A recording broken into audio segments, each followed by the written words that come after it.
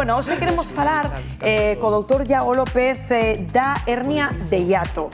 Eu non sei se é un dos maiores motivos de consulta que tes ti, por exemplo, que hai moita xente que sofre disto. É un motivo de consulta moi frecuente porque a maior parte da poboación vai sufrir o ben da hernia ou dos seus síntomas en algún momento da súa vida. É unha enfermedade, a hernia de hiato, estrictamente é cando se produce un prolapso do estómago a través de hiato e dirás, carai, quedoume todo claro, todo o mundo sabe que é o hiato. Bueno, vamos a explicar que é o hiato. Exacto, que é a hernia de hiato? O hiato é un buraquiño que ten o diafragma, que é un músculo en forma de membrana que separa o meu tórax do meu abdomen. Entón, por ese buraquiño... Pero ademais que temos un grafismo onde podemos verlo claramente, Pois se podemos ver mellor todavía. Sí, aí o temos. Aí o vemos. Pois ese buraquiño é por onde pasa o esófago e os grandes vasos. Normalmente, un paciente ideal dos que salen nos libros de medicina ten o cardias, que é a válvula que ten o estómago por riba, xusto nese buraco, no hiato. E a coincidencia das dúas estruturas á vez fai que peche moito mellor e que protexa o meu esófago contra as emisións de ácido para arriba. Pero en moitas circunstancias, por razones xenéticas ou porque teño o diafragma un pouco débil, un pouquiño do estómago pasa para arriba, entón non pecha igual de ben. E ademais, prodúcese unha cousa que se chama alteración do reflexo do eructo, que consiste en que ese gráfico que vemos aí á esquerda hai unha cúpula encima na parte de arriba do estómago e aí acumulase o gas da digestión. Cando hai unha certa cantidade, o estómago detecta e manda que se abra a válvula para que se nos escape un eructo. Nesa circunstancia que aparece á dereita, ese sistema non funciona tan ben e fai que cando hai comida diga que hai gases e que hai que producir un eructo de comida con ácido. Esa comporta está defectuosa, exactamente, avaríase. Claro, para entendelo mellor, cal é a diferencia, non? Creo que ademais podemos velo tamén cunha imaxe entre un estómago normal e un que teña esa hernia de hiato. Ese funcionamento do que estás falando. Eso que vemos aí é o peristaltismo, é unhas ondas de contracción, porque o esófago está todo cheo de células musculares en forma de anel, que fan como nos estadios, cando a xente fai así e fan todos a ola, pois fan ao mismo, pero empurrando os alimentos para baixo. Cando temos un eructo, o sistema funciona á inversa para empuxar mellor os gases e que saian mellor, a veces cando non queremos. En estos casos, pois o que pasa é que, de repente, en vez de mandar un gas, mandamos un ácido para arriba, entón é cando se produce moita máis sintomatoloxía. Claro, que síntomas da hernia de hiato? Porque habrá xente que te este escoitando e diga, eso é o que me pasa. Hai un síntoma que penso que non fai falta un médico para que yo diga, que cando notas que de repente un lanzallamas sube de baixo para arriba. Eso penso que todo el mundo é capaz de notarlo. Eu sempre lle digo, mira, para eso o celador da porta de urxencias xa diagnostica. Pero hai moitos casos que son moito máis ladinos e moito máis difíciles de diagnosticar. Hai xente, por exemplo, que ten afonía crónica e é producida porque ten unha emisión ás cordas vocais. Hai xente que ten dor de garganta crónico e é por culpa da emisión de ácido. Incluso, cando eu era residente, estaban os neumólogos todos tolos porque publicaron un estudio en que a 5.000 asmáticos lles deran a todos omeprazol, un antiácido, e a un de cada 3 lles mellorou a asma solo por darlle un antiácido. Que pasada. Que incluso pode facer, e tamén outra cousa que é moi frecuente, é que pode producir taquicardias, porque resulta que o esófago pasa pegadiño ao nodo marcapasos do corazón, que é como un tambolireiro das galeras dos romanos que lle marca o paso ao estómago, e cando chega un chorriño de ácido, o tamborileiro volvese todo tolo, e hai moita xente que nota que ten un despertar con taquicardia na sexta despois de comer. É por culpa deso. Buah, porque ese ácido ten que ser supercorrosivo, non? É un dos 3 ácidos máis fortes da naturaleza, dos ácidos inorgánicos. É comparable ao ácido sulfúrico, o ácido nítrico que está no salfumán, é auga forte. É terriblemente perigoso. O noso estómago aguanta eso porque, además de producir ácido, fabrica unha capa de moco que o tapiza e evita que se dixira a sí mismo. E o esófago tamén fabrica un pouquitiño de moco. E, ademais, a nosa saliva é un poquito antiácida tamén. Cando te tragas saliva, vas neutralizando un poquitín do ácido.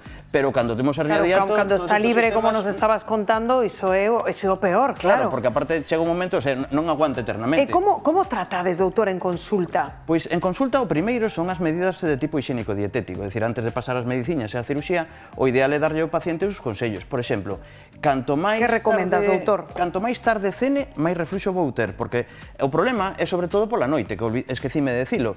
Cando eu estou de pé, bueno, a lei da gravidade me protexe un poquinho contra o refluxo, pero no momento que estou en horizontal, pois o ácido ten moita máis facilidade para venir para min. Entón, se eu coido a cea, é moito mellor esforzarme en coidar a cea que coidar a comida. Vale, o sea, non cear tarde e logo posición na cama, que recomendas? Posición na cama, hai, por exemplo... Que facemos ca almofada? Podemos utilizar unha almofada un pouco grande, sempre cando as cervicais mo permitan. E hai unha cousa que sempre se aconsella que a xente ao menos o probe, que é colocar unhas calzas na nas dúas patas da cabeceira da cama, é dicir, dormir discretamente en diagonal.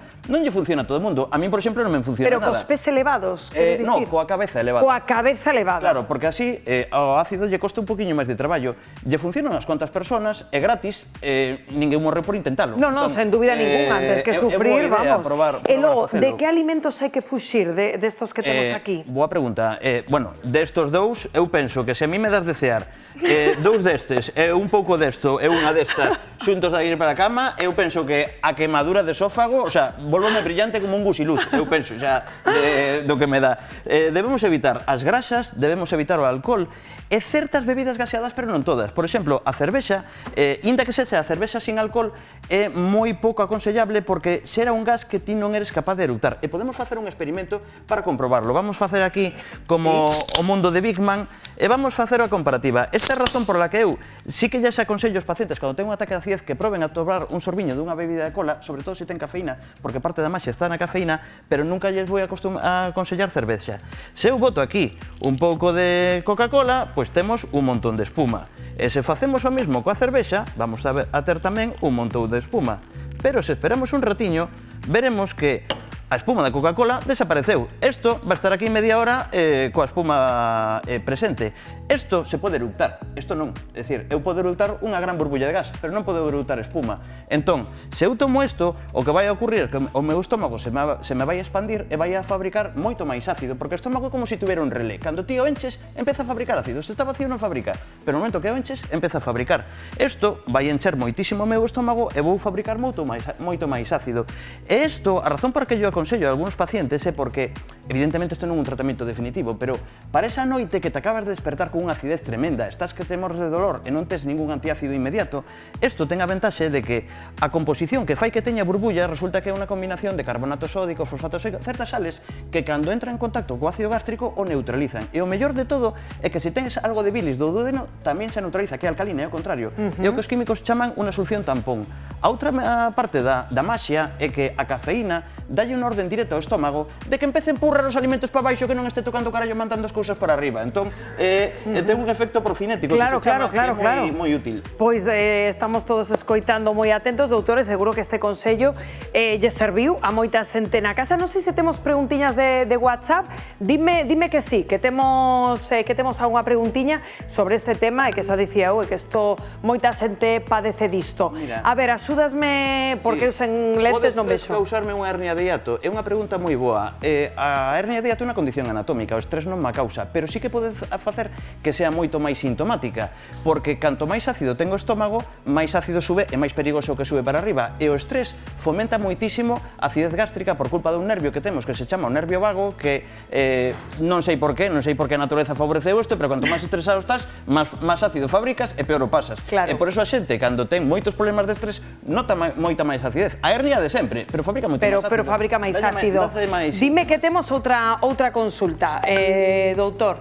Mira, teño por aquí. Teño hernia de hiato e quero quedar embarazada. É perigoso? Perigoso non, pero é un suplicio extra que xa as pobres embarazadas xa teñen que aguantar bastantes suplicios. Este é un suplicio extra, porque claro, se eu teño unha gran masa crecendo no abdomen e apretándome o estómago, empurrando todo o contido para arriba, de feito eu penso que todas as embarazadas queixanse de refluxo. Outra cosa que eu saiba, ninguna morreu de refluxo por culpa deso. Claro, pero bueno, un sufrimento engadido é un motivo tamén de coidar estas medidas hixiénico-sanitarias. Pois moitas grazas, como sempre, pola tua visita, doutor.